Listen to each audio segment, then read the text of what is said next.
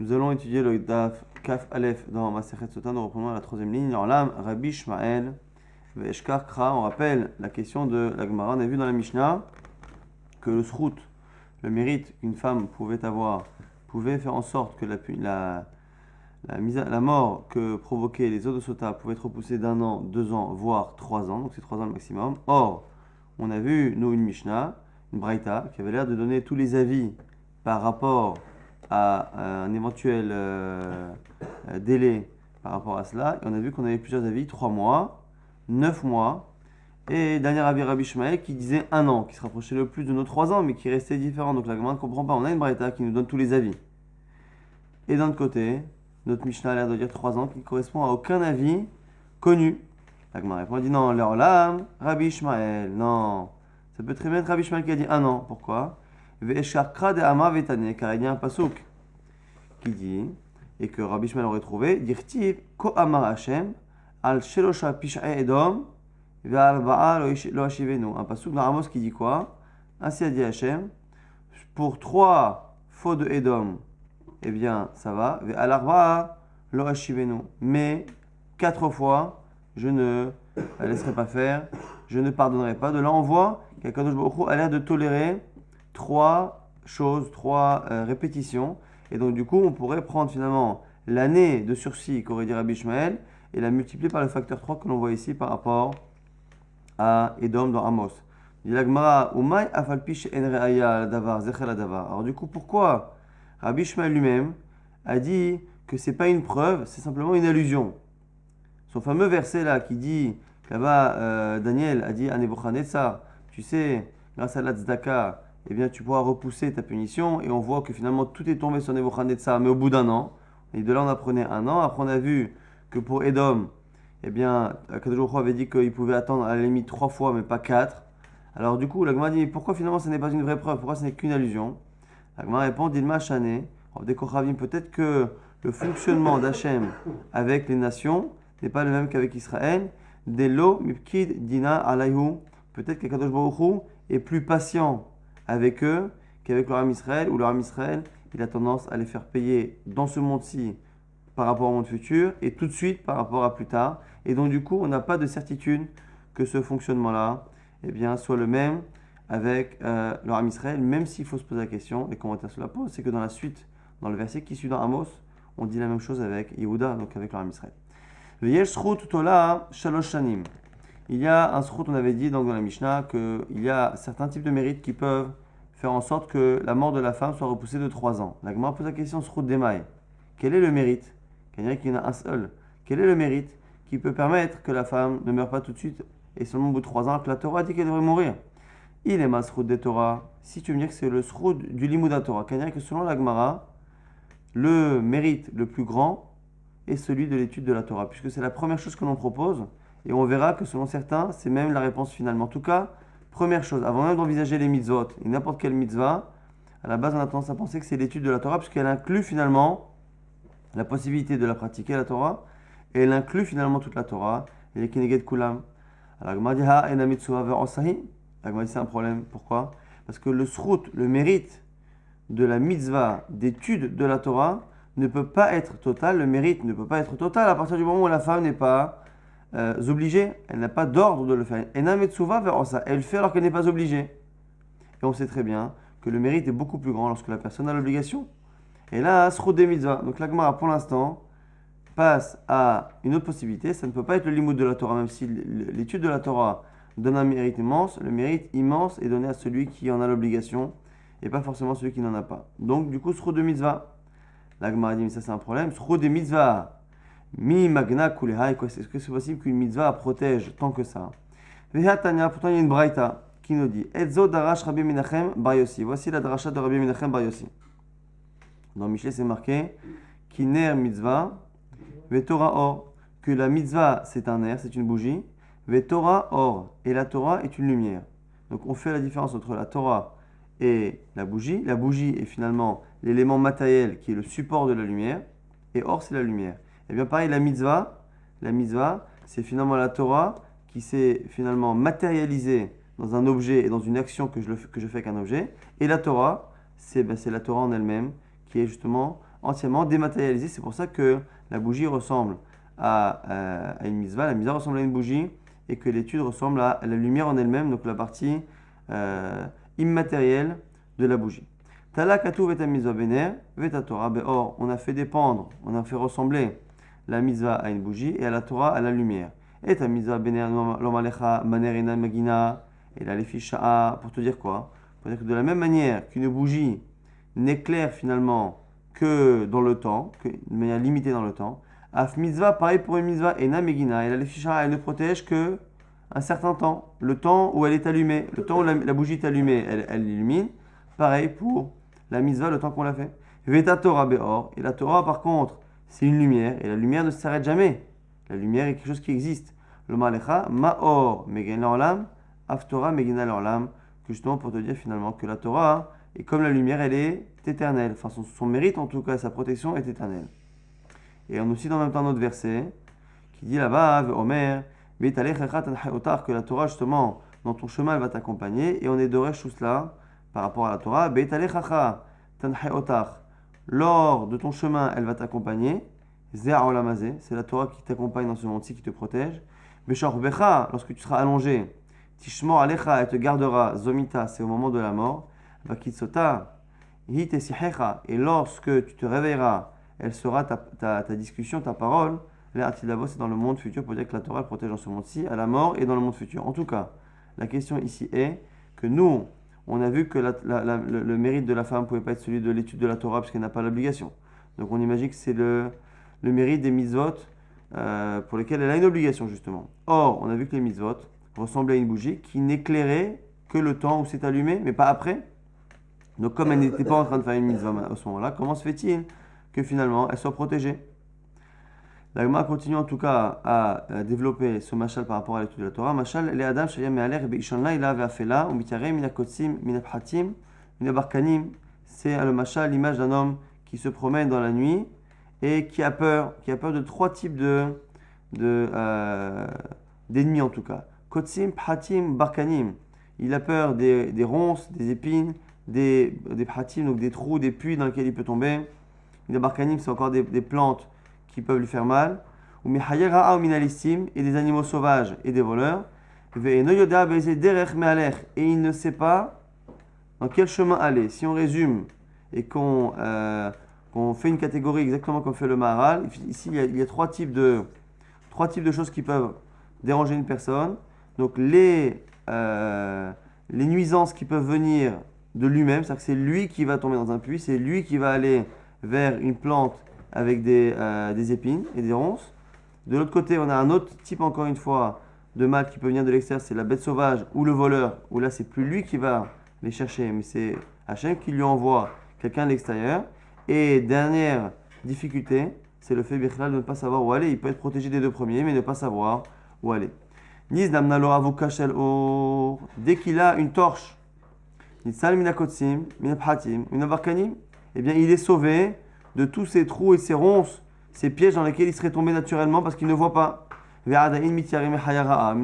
a toujours peur des voleurs et des bêtes sauvages qui n'ont pas peur. C'est pas parce que lui est éclairé qu'elles n'ont pas peur. Il ne sait toujours pas où aller. Dès que le jour se lève, il est sauvé des bêtes sauvages et des voleurs. Et il ne sait toujours pas où aller.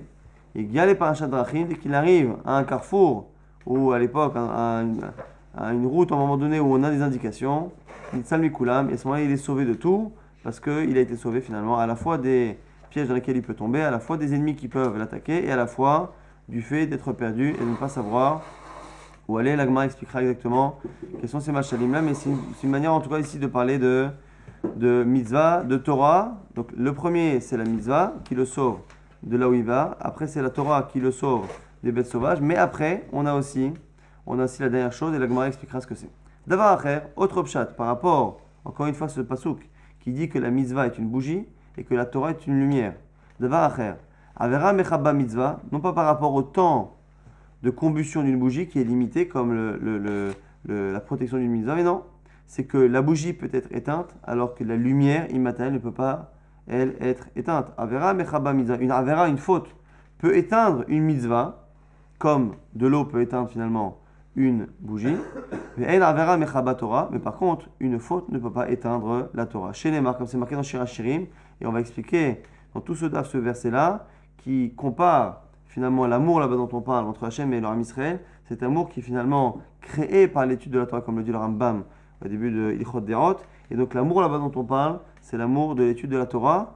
Maïm Rabbim, beaucoup d'eau, lo yuchlu lechabot et ha'ava ne pourront pas éteindre l'amour. Donc ça veut dire ici que quelle que soit la faute, ici l'eau, ce sont les fautes, parce qu'ici c'est ces eaux-là justement qui vont éteindre éventuellement, ou qui cherchent à éteindre le feu de l'amour entre Hachem. Donc ici, les fautes sont comparées à l'eau, même si parfois on compare la Torah à l'eau. Mais ici, comme la Torah, l'amour pour Hachem, c'est le feu, et bien on compare à l'inverse, l'ennemi, on le compare à l'eau. Beaucoup d'eau, une immense quantité d'eau, le yuchlu lechabot et ha'ava ne pourront pas éteindre l'amour. Et donc du coup, ici on a deux explications. Premier, on a dit que la mitzvah, c'est comme une bougie, c'est limité dans le temps, la protection. Et donc si c'est cela, on ne comprend pas comment finalement la femme qui a déjà terminé ses mitzvot, comment elle est protégée pendant 3 ans. Et d'un autre côté, quand on dit qu'en plus une avera, elle efface une mitzvah, on ne comprend pas non plus comment les mitzvot qu'elle a pu faire eh bien, peuvent la protéger alors qu'elle a fait une avera très grave. Donc du coup, on reste avec la question, comment se fait-il finalement, qu'avec surtout le premier enseignement, on dit clairement que la mitzvah ne protège qu'au moment où on la pratique, et donc pas après. Comment se fait-il que la femme soit protégée pendant 3 ans de la mort liée à le fait d'avoir bu les eaux de Sota, alors que la mitzvah est terminée? Amar Rav Yosef, Rav Yosef, qui répond et qui explique la braïta différemment de ce qu'on aurait dit au départ. Mitzvah be'ina de asikba, magna ou matzla. En fait, il y a deux choses, deux protections. La mitzvah, au moment où elle l'a fait, elle fait double protection. Magna ou matzla, elle protège des problèmes extérieurs, des soucis, ou matzla, et elle protège la personne du Yetzer Hara. Be'ina de l'orasikba, lorsque la personne arrête de faire cette mitzvah, agune magna atzule lo matzla. Elle le protège toujours la mitzvah. Après, elle continue de protéger des soucis extérieurs, mais elle ne le protège pas de son mauvais penchant, de son Yetzer Hara. Par contre, et c'est là qu'il continue à garder la distinction avec la Torah, ben be'ina de asikba ou ben be'ina de l'orasikba, la Torah finalement, qu'on soit encore en train de l'étudier ou pas, eh bien Magna ou Matzla, elle a la capacité à protéger à la fois des problèmes extérieurs et à la fois du mauvais penchant de l'homme. Rav Yosef a réussi finalement ici à continuer de laisser dans la Braïta une différence qu'il y a entre la mitzvah et la Torah, dans le sens où chacune a une protection qui est limitée, mais au lieu de parler de la protection de ce qui est extérieur, il est en train de dire que finalement, lorsque la Braïta a dit que finalement la mitzvah n'est qu'une bougie qui peut s'éteindre dans le temps, alors que la Torah est une lumière, on ne parlait pas de la protection des soucis extérieurs, mais on parlait de la protection du Yetzer Hara. Et donc du coup, c'est pour ça qu'on peut très bien imaginer que cette femme-là a ce mérite-là qui lui dure pendant 3 ans. Là-dessus, on objecte. Vous avez remarqué que l'objection n'est pas réellement par rapport à la réponse, mais par rapport à la fin de ce qu'on a dit. Le fait de dire que la mitzvah, elle protège des soucis dans la durée, ça n'a pas l'air de poser de problème. Mais le fait de dire que la Torah, même quand on ne l'étudie pas, elle protège de tout, et même du Yetzer Hara, là, ça paraît un peu difficile. Matkif la Rabar va object.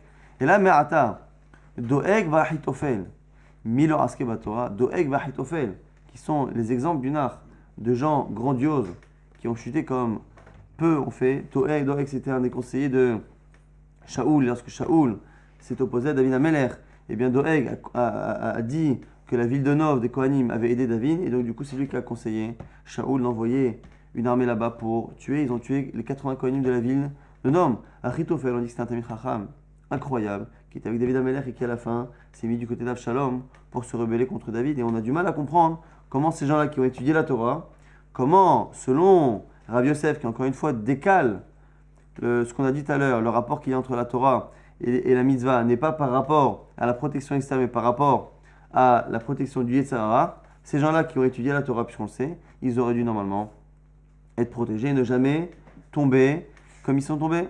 Et là, Rava répond, Torah be'ina de asikba magna ou matzla. Donc lui, il donne la dernière version de cet enseignement. La Torah, quand on l'étudie magna ou matzla, eh bien, elle protège de tout, de l'extérieur et du mauvais penchant. Be'ina de l'orasikba. Mais lorsqu'on arrête de l'étudier, Agune Magna, le mérite fait en sorte qu'elle me protège de l'extérieur. Atsule lo matzla. Mais par contre, comme je ne suis pas connecté à Hachem par mon étude, eh ben, le Yetzara peut attaquer, le mauvais penchant peut prendre le dessus. Mitzvah, une mitzvah par contre. Ben be'ina de l'orasikba. Ben be'ina de l'orasikba. Agune Magna. Alors que finalement la mitzvah, qu'on soit en train de l'étudier ou pas, eh bien elle garde toujours une protection dans le temps, mais elle n'empêchera jamais la personne de tomber dans les mains de son mauvais penchant. Donc finalement, Rava a réussi à trouver toujours une différence entre la Torah et les mitzvot, sans donner à la Torah un pouvoir sur le mauvais penchant qui serait en contradiction avec ce qu'on a vu avec certains personnages du Nar comme Doeg et Achitophel, mais il a continué à garder le fait que finalement la mitzvah, lorsqu'on a dit qu'elle était moins forte que la Torah, ça ne voulait pas dire qu'elle ne protégeait pas dans le temps. Donc on voit finalement que selon ça, la mitzvah peut protéger même une fois qu'elle est terminée, ce qui pourrait justifier que la femme tienne pendant 3 ans pour une mitzvah, puisqu'on a vu que l'étude de la Torah, normalement, ne pouvait pas justifier, puisqu'elle n'a pas l'obligation de le faire, donc son mérite n'est pas total. Ravina propose autre chose. Ravina Amar, Leolam Srut Torah. Reviens à ce que tu as dit. C'est quoi le plus grand mérite que tu as proposé au départ pour imaginer que la Torah repousse sa sanction de 3 ans? C'est le Srut de la Torah, Srut Torah.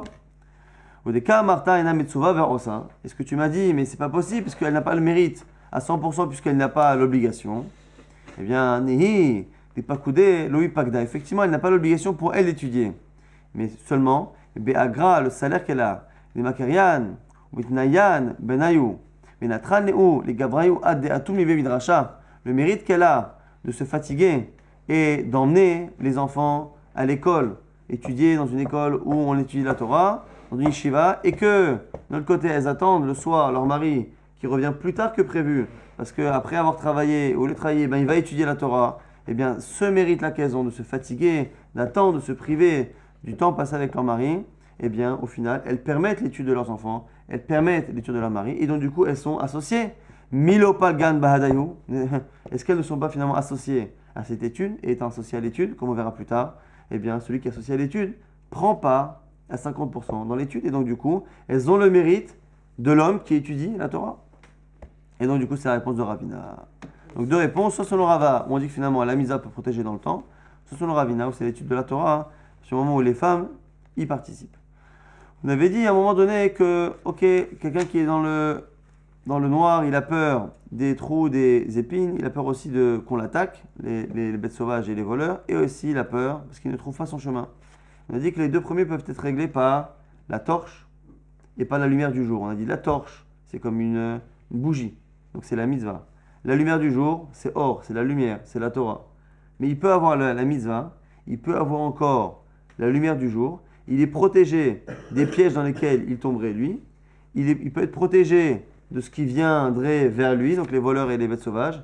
Mais il peut ne pas savoir exactement où aller. On peut très bien faire des mitzvot et étudier la Torah et ne pas savoir exactement quel chemin prendre dans la vie. Maï Parashat Drachim, on a dit à la fin, lorsqu'il arrive à la croisée des chemins et qu'il a marqué les directions, il est sauvé. Mais c'est quoi la croisée des chemins? S'il est déjà en train de faire les mitzvot, s'il est en train d'étudier la Torah, que reste-t-il? Amar Afrizda, ici on a plusieurs réponses. Qu'est-ce qui ici en fait est le cœur du problème? C'est qu'on peut très bien étudier la Torah, on peut très bien avoir les mitzvot et ne pas forcément avoir la clarté d'esprit pour savoir exactement où aller et quand est-ce que quelqu'un là, c'est lorsqu'il est déconnecté justement de toute négia, de toute chose qui peut, que le fait que sa réflexion soit finalement dépendante de ses sentiments. Et ici on va voir qu'à quel moment il se déconnecte du matériel de telle sorte à ce qu'il puisse savoir où aller. Ici on a plusieurs avis. Amar Afrizda, Zé Tamil Chacham Veyomita. C'est le Tamil Chacham le jour de sa mort. Selon Afrizda, il n'y a pas d'espoir qu'un homme sache exactement se déconnecter du matériel et donc exactement savoir où aller, si ce n'est le jour de sa mort où il se sépare de son corps. Donc selon Afrizda, il n'y a pas de moyen réellement de le faire de son vivant. Anachman Bar Yitzhak Amar, Zé Tamil Chacham Veyiratret. Anachman Bar Yitzhak est plus positif, il dit non, la crainte du ciel. La crainte du ciel, c'est ce qui permet à un homme de lui garder un cap et de faire en sorte qu'avec l'étude de la Torah et les mitzvot, sa crainte du ciel va faire qu'il saura exactement où aller. Marzoutra nous dit Zet ami hacham de salka le shmarteta aliba delechet. Lui il dit même dans l'étude on peut trouver, il n'y a même pas besoin de Yirat Shamaim. Quelqu'un qui fait les mitzvot, qui étudie, mais qui dans son étude ne reste pas dans la théorie et fait en sorte que chaque étude se termine de manière précise par savoir exactement où aller, et bien dans son étude, il a réussi à inclure quelque chose qui fera que justement il saura exactement à quel endroit aller, et donc il sera arrivé à Parashat Drachim. On revient sur la deuxième dracha par rapport à Ner Mitzvah et Torah Or. D'abord, après, on avait dit que pourquoi la mitzvah c'est comme une bougie, c'est que la bougie peut être éteinte, et bien pareil pour la mitzvah. On avait dit quoi? Avera mechaba mitzvah, ve'in avera mechaba Torah. La avera, une faute, peut éteindre une mitzvah comme une bougie, mais elle ne peut pas éteindre la Torah, qui est comme la lumière, qui ne peut pas être éteinte. Amar Rav Yosef nous dit, des Rashi Rabbi Menachem bar Yosef le Haïkra, que celui qui a fait ces drachot-là, il a fait une dracha du pasuk qui Sinaï, comme si ça avait été dit au mont Sinaï. Et il m'allait des rachoua Doeg v'Achitofel, Achi, Lorad Fubata Davin. Et si Doeg et Achitofel, ces deux grands personnages, on a dit ces deux grands Talmidei Chachamim, qui ont chuté, et bien s'ils connaissaient cette dracha de Rav Yosef, qui est aussi belle que si elle avait été dite au mont Sinaï, de Rabbi Menachem Mechila, eh bien, ils n'auraient pas fauté. Dire qu'il s'est marqué un verset dans Tehillim où David Ameler raconte ce que ses ennemis ont pensé, comment Doeg et Achitofel ont pu comme ça participer à la chasse contre David. Les morts, ils se sont dit, Elohim Azavo, Akadosh Baruch Hu l'a abandonné, c'est David.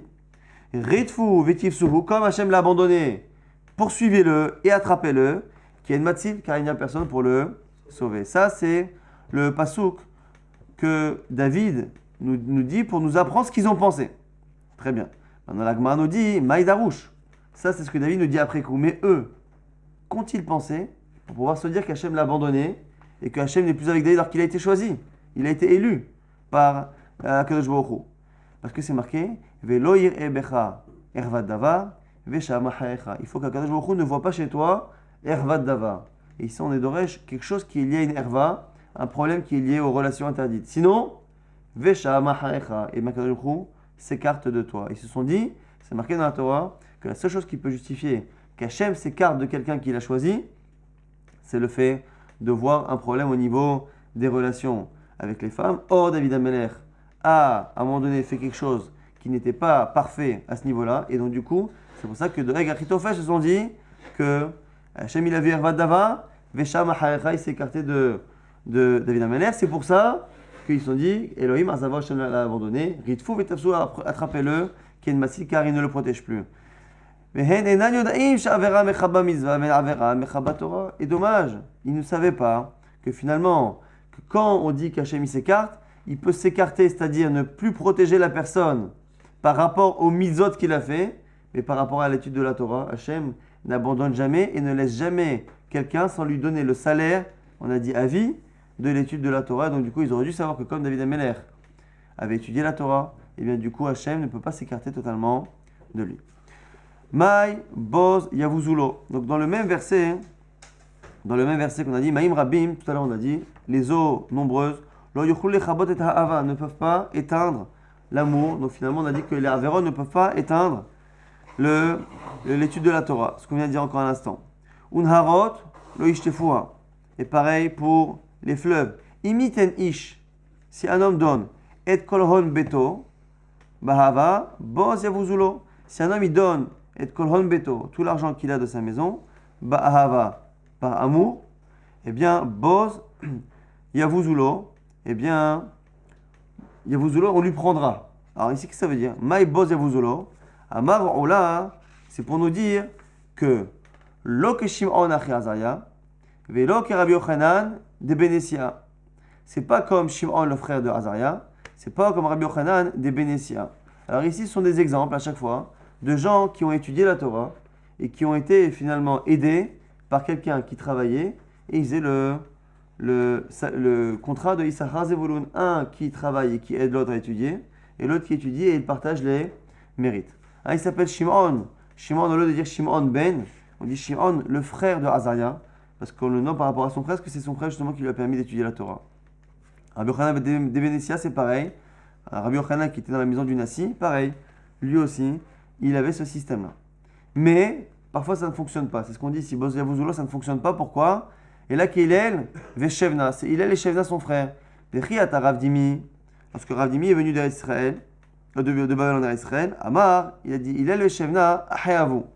Il est la Zaken et Shevna étaient frères. Il est la Asak Batora. Il a étudié la Torah, nous dit Rashi. Be'oni Rav, il a étudié dans la pauvreté extrême. Shevna Avad Iska. Et son frère, il a fait du commerce. Les sauf, à la fin, Amarle, Ta Na'arov, Veliflog. Il a dit, écoute, mon frère Hillel, viens, je te donne de l'argent et on partage le mérite de ton étude passée. Il y a Tstabat Kol Ve'amra, il y a une voix qui est sortie qui a dit Imiten Ish et Kolhon Beto, Bahavabos Yavuzulu. Non, non, non. Quand c'est après coup, a posteriori, ça ne fonctionne pas. Il peut donner tout et Kolhon Beto, Bahava pour la Torah, Bos Yavuzulu, ça ne fonctionnera pas. C'est comme si on lui prenait son argent, ça ne fonctionne pas quand c'est à posteriori. Il y en a qui veulent dire aussi que pourquoi Rashi nous précise qu'il était très très pauvre, pour nous dire que ça ne peut pas fonctionner aussi lorsque la personne a les moyens d'étudier la Torah avec, et de manger. C'est vraiment lorsque la personne n'a pas les moyens. En tout cas, on voit ici que ça ne fonctionne que pour l'avenir, mais non pas a posteriori. On tourne la page. Omer Ben Azai, on reprend dans la Mishnah, on a dit que Ben Azai avait dit que puisque finalement on a appris que on n'est pas comme Rabbi Shimon. Rabbi Shimon pense que la femme sota devait mourir instantanément. Selon nous, on est dans la Mishnah et selon les Tanaïm qui pensent que le mérite pouvait repousser.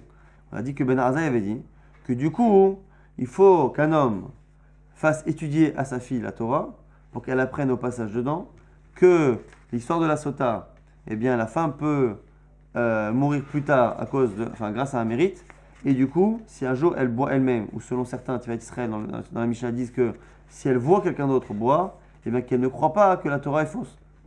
Alors il avait dit, Omer Ben Azai, Chayav Adam Lilamed Et Bito Torah Vechoulé, on avait dit Rabbi Eliezer n'était pas d'accord. Omer, pourquoi? Pas parce qu'il ne pensait pas que c'était nécessaire, mais il n'avait pas d'un autre problème. Kola Melamed Et Bito Torah, Melameda Tiflut. Tout celui qui enseigne la Torah à sa fille, Melameda, il lui enseigne Tiflut. Alors Tiflut, c'est Milachon, soit Tefel, donc quelque chose de pas important, elle n'accordera pas l'importance, soit Tiflut, comme ça a l'air d'être dans la suite de la Mishnah. C'est Tiflut, c'est la proximité entre un homme et une femme. Et elle risque finalement d'apprendre justement qu'elle peut avoir des proximités avec certains hommes et à fauter. Alors il m'a dit Tiflut, c'est le cas d'Atar, quoi? Comment c'est possible de dire qu'il lui apprend comme ça des choses interdites? Et la Ema Keilou, il faut dire comme si. L'immédiat Tiflut, comme si. D'ailleurs, dans certaines Mishnayot, dans certaines Gemara dans la Mishnah, il est déjà marqué Keilou. Donc en fait, il faut enlever le mot Keilou, puisqu'on voit que la Gemara a l'air de s'étonner que l'on parle de la chose au sens propre du terme, et c'est la Gemara qui corrige et qui dit que finalement c'est une métaphore, et c'est que simplement Keilou.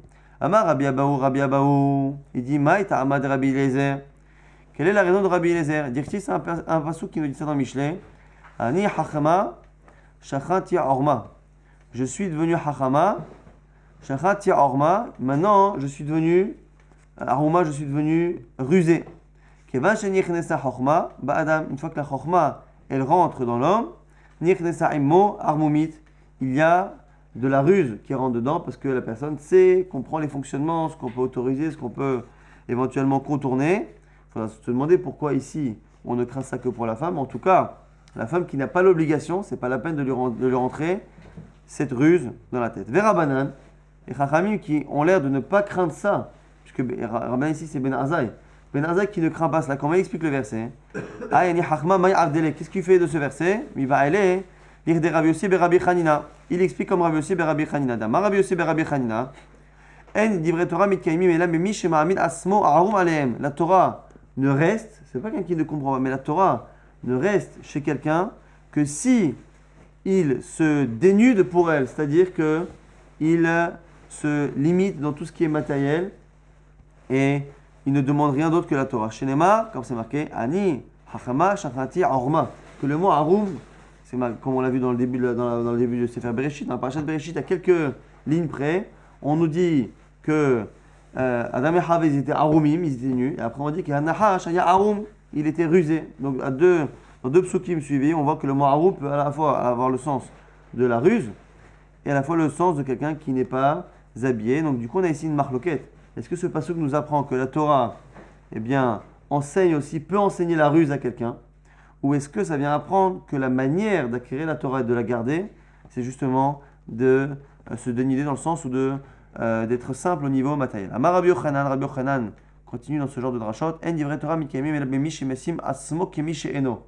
La Torah ne reste que chez quelqu'un qui se considère comme rien du tout, comme on l'a vu à plusieurs reprises, que c'est la modestie qui permet à la personne de garder la Torah. C'est pour ça que c'est Moshe Rabbeinu, celui que l'on décrit comme étant Anav Meod, eh bien, qui a reçu la Torah. Shinamar, comme c'est marqué dans Yov, Ve'a Chachma, Mea Intimatse, la Chachma, tu la trouves de nulle part. Mais ici, c'est quoi la dracha? Ve'a Chachma, la Chachma, chez qui tu vas la trouver? Chez quelqu'un qui se considère comme étant Aïn, comme étant rien du tout. C'est celui qui s'appelle Aïn, qui s'appelle rien du tout.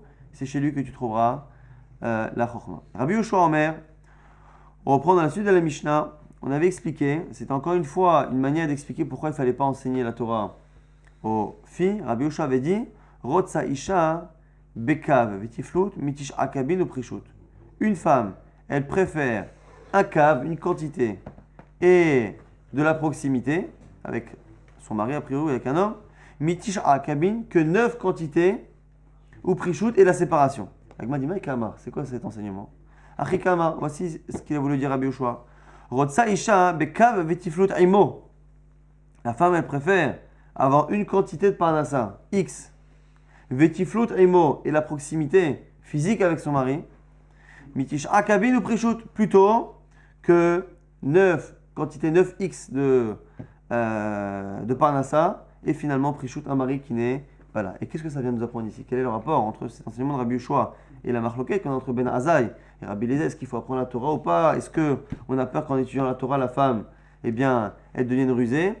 Les commentaires disent qu'en fait, le fait qu'elle ait tendance à accorder plus d'importance à la proximité physique avec son mari qu'à tout le reste, même qu'à l'argent, eh bien, on a peur au final que lorsqu'elle étudie la Torah et que la Torah va lui apprendre parfois que la proximité et la relation avec son mari, ce n'est pas forcément la priorité à tous les instants, et qu'à un moment donné, il faut que son mari se concentre sur d'autres objectifs. On a peur qu'à ce moment-là, ça ne lui plaise pas et qu'elle n'accepte pas la Torah comme il faut, ou qu'elle manque de respect à la Torah. Donc c'est pour ça ici qu'on a donné cette image, pour dire, on dit que la Torah, il faut la chercher comme de l'argent. Mais là ici, si la femme, elle préfère quelque chose à de l'argent, on ne peut pas faire grand-chose. Donc du coup, c'est pour ça ici, nous dit Rabbi Yoshua, qu'on n'enseigne pas la Torah au film. Hu Aya Omer, on avait continué encore une fois dans la Mishnah, qu'il y avait plusieurs qui étaient mes valeurs en l'âme, qui détruisaient le monde. Parmi ceux-là, on avait dit Hassid Shoté. Celui qui est Hassid, donc qui est pieux, mais trop pieux, qui veut faire. Donc le tzaddik, celui qui fait la Torah, les mitzvot. Et le Hassid, c'est celui qui va au-delà de ce que l'on demande à tout homme. Tout homme a une mission, a une obligation. La Torah concerne tous les hommes, tous les juifs. Et le Hassid, c'est celui qui donne plus, il fait plus que le minimum. Et lui, il est Hassid Shoté. C'est un Hassid, mais bête, un peu fou. Et lui, il détruit le monde. Pourquoi? Echidame, c'est quoi l'exemple? Hassid Shoté Kegon de Katava Iteta Banhara. Il y a une femme qui se noie dans le fleuve. Ve'amar, il dit maintenant, pour que je la sauve, il faut que je la regarde. Mais si je la regarde, elle n'est pas habillée. Il dit non. La vorach c'est pas le derechret, ça ne se fait pas. Hein. Les sakoulé bavatsoula, de la regarder pour la sauver. Donc, je ne la sauve pas. Ça, c'est le Hassid Shoté. Bon, les commentaires se demandent, mais dis-moi, c'est pas un Hassid Shoté, c'est un rachat, c'est un assassin. Bon. Mais c'est encore une question. Echidame Racha Haroum. Maintenant, on pose la question sur le deuxième. C'est qui le rachat Haroum? On a dit un autre qui détruit le monde. C'est celui qui est rachat, qui est mauvais. Haroum qui est rusé. On retrouve encore cette notion-là de ruse. Amar, et là ici on a plusieurs pirouchim. Amar Rabbi Yochanan, Ze'amat Aim Devarav Ledayan, Kodem Shiavo Baal Din Havero. C'est celui qui, lorsqu'il a un procès avec quelqu'un, il vient en avance au procès, et en attendant que son ami, celui contre qui justement il est opposé au jugement, le temps que l'autre arrive, eh bien, il fait fauter le Dayan en lui faisant écouter son point de vue avant que l'autre soit présent. Or, la Torah interdit à la fois au Dayan, à la fois à celui qui vient de le faire.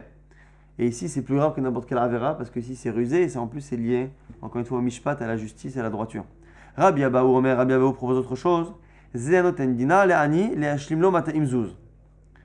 Alors lui, c'est celui qui donne un dinar à un pauvre pour qu'il arrive au compte en banque de 212. On verra dans la suite, il y a une Mishnah qui dit que le pauvre n'a le droit de prendre certaines parties du terrain qu'on laisse que si il a moins de 212. Celui qui est rachat Haroum, il ne veut pas donner au pauvre, qu'est-ce qu'il fait?